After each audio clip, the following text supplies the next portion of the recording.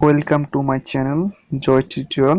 আজকে আমরা যে বিষয়টা নিয়ে আলোচনা করব সেটা হচ্ছে আপনার যে বিসিএস এবং অন্যান্য বেসরকারি চাকরি বা সরকারি চাকরিতে যে সকল প্রশ্ন এসে থাকে সেই প্রশ্নগুলো আজকে সমাধান করব। তো এখন প্রথম প্রশ্নটি দেওয়া আছে যে গিরিশচন্দ্র সেনের বাড়ি কোথায়? নরসিংদী। ওরা আমার মুখের ভাষা কেড়ে নিতে চায় গানটি রচয়িতা কে? ক নাম্বার উত্তর আব্দুল লতিফ। ভারতবর্ষের মুসলিম শাসনামলে রাজভাষা ছিল কোনটি? ক ফার্সি।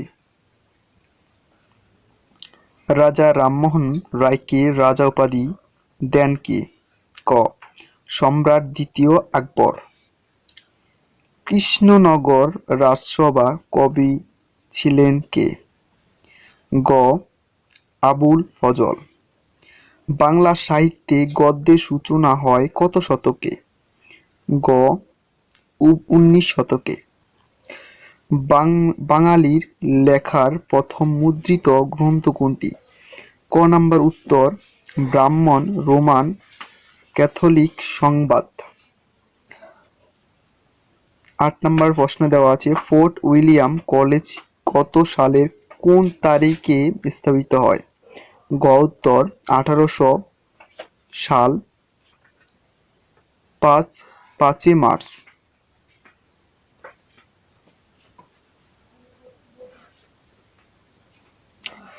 তারপরে 9 নম্বরে দেওয়া আছে দেখো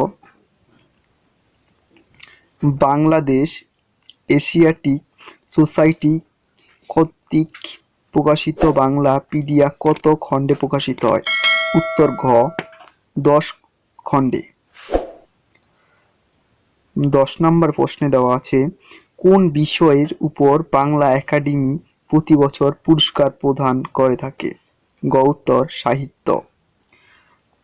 কাজী নজরুল ইসলাম কোন রেজিমেন্টের সৈনিক ছিলেন? উত্তর ঘ 49 বেঙ্গল। নবাব 11 নম্বর কোশ্চেন নবাব ফয়জুন্নেসা চৌধুরানী রচিত বইটির নাম কি? উত্তর গ সুলতানার স্বপ্ন। 13 হলদে পরীর দেশ কোন জাতীয় রচনা? উত্তর গহ ভ্রমণ কাহিনী। 14 নম্বর কোশ্চেন বাংলা সাহিত্যের সর্বাধিক সমৃদ্ধ ধারা কোনটি? উত্তর গহ গীতি কবিতা।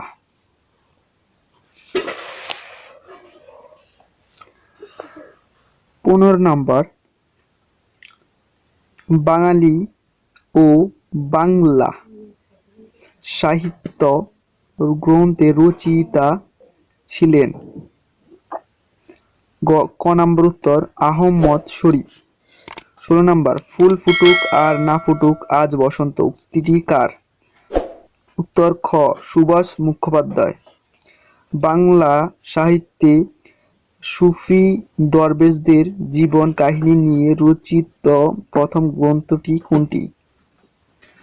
ক তপসমালা।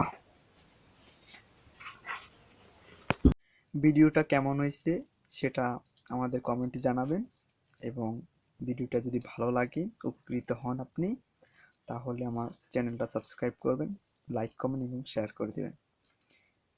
সাবস্ক্রাইব করবেন যেন আমাদের প্রতিটা ভিডিও দেওয়ার সাথে সাথে আপনাদের কাছে নোটিফিকেশন চলে যায়, আপনারা দেখতে পারেন।